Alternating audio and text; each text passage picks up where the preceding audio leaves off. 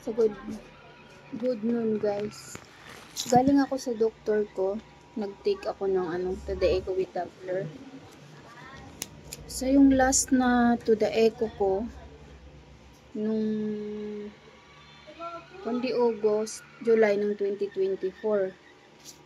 So ang sabi sa akin ng doktor, ang normal na pagitan ng puso is 4 point.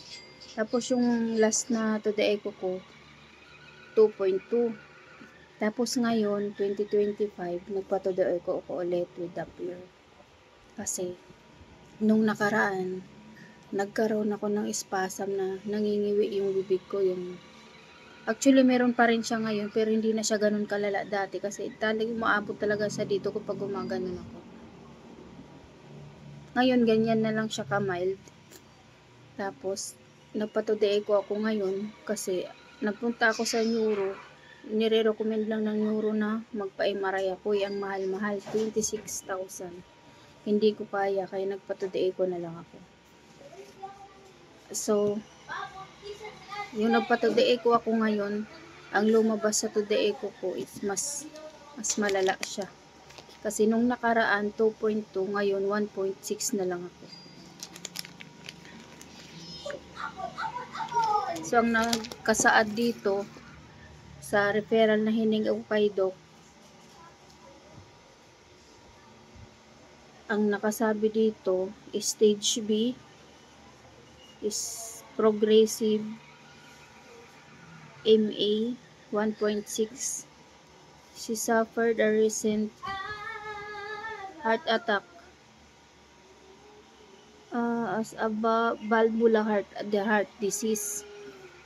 So, yung nangyari pala sa akin nung nakaraan heart attack, akala ko kung ano lang yun. Na-stroke na pala ako nung nakaraan, guys.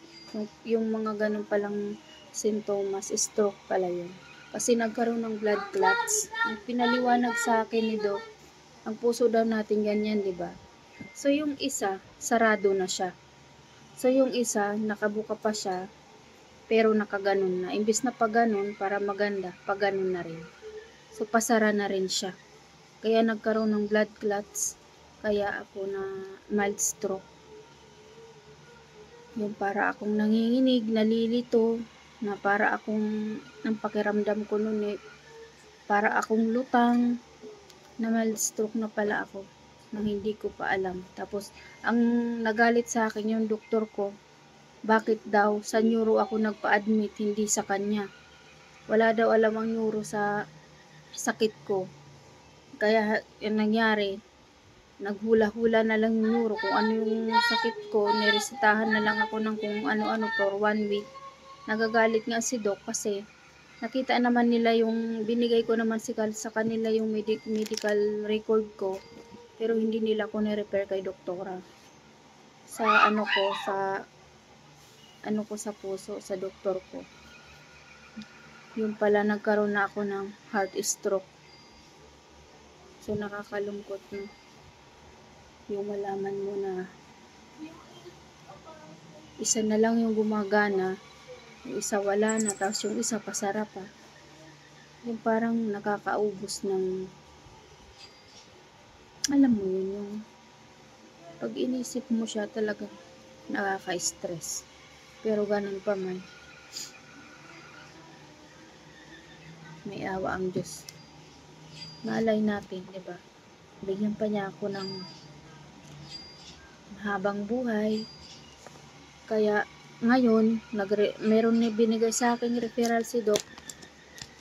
Magte-test ako sa dugo. Buwan-buwan daw, itong isa, i-monitor yung dugo ko. Tapos yung isa naman, every 3 months.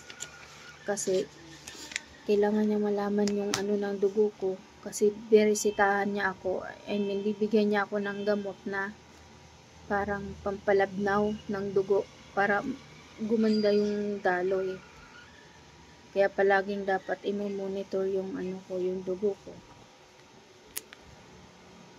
Progressive daw yung nangyari. Kaya ganun kabilis. Progressive yung heart disease. Meron siyang nire-reseta sa akin na pampabagal ng heartbeat. Kasi sabi niya, tuwing tuwing umaano ang heartbeat, lumalakas, sumisikip, nagsasara. Tuwing lalakas yung heartbeat, nagsasara ng nagsasara. Siguro ang nangyari, kasi nag-iisa lang ako dito sa bahay, lahat kilos ko, galaw ko. Siguro sa tuwing napapagod ako, nagkakaganyan siya. Hanggang sa nagsara na nagsara. Ang hirap maging mahirap kasi kung mayaman lang ako, kumuha na ako ng kasambahay. Pero wala eh, mahirap lang tayo. Kaya lahat sa'yo, laba, luto, linis ng bahay, asikaso sa anak, lahat sa'yo yan. Kaya lalong nag-trigger siguro yung sakit ko. Ngayon ito na, malala na siya. Hindi ko alam kung magbabago pa to, kung siguro kung magda-diet ako ng husto o ano, sana magbago pa no. Bahala ng Diyos sa akin. Hindi na lang ako mag-iisip para hindi ako mai-stress. Ang sabi sa akin ng doktor, pag nag 1.5 na siya, maaaring palagi daw akong nasa ospital dahil yan na talaga yung kadelikaduhan ng sakit na to. Nasa 1.6 na ako. Kaya siguro nag-stroke na ako. Kaya siguro nangyari na yung ganun sa akin. Tapos lagi na lang yung bato ko, laging masakit. Lagi na lang yung mga kamay ko namamanhid na nalalak. Lagi akong nahihilo.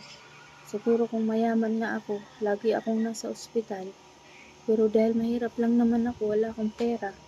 Tinutulog ko na lang yun. Iniinda ko yung sakit, yung hilo ko, isinusuka ko na lang. Ganun na lang. Ang hirap talaga magkasakit pag mahirap ka. Kaya kayo, alagaan nyo yung sarili nyo. Yung sakit ko na to, nakuha ko to sa bakterya dahil sa tonsillitis. Hindi ko ginagamot yung tonsil, pamumug-mumug lang ng asin. Gumagaling nga siya, pero yung bakterya nandun, bumababa. Sinisira niya na pala yung valvula. Yun yung nangyayari. Sa mga nanay dyan na mahilig mag-utos sa anak kapag may tonsil, magmumug ka doon, mag-ano ka doon, hindi maganda yun. Gumagaling nga yun, pero nandun yung bakterya.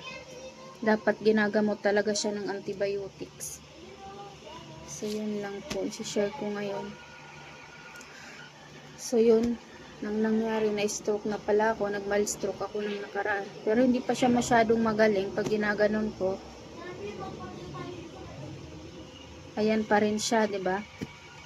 Hindi ko alam kung paano siya matatanggal. Kung kailangan ko ba siyang ipa-therapy para magtanggal lang siya. Hindi ko pa alam sa ngayon, hindi ko na siya iniisip. Ayoko na muna mag-isip. Napapagod ako.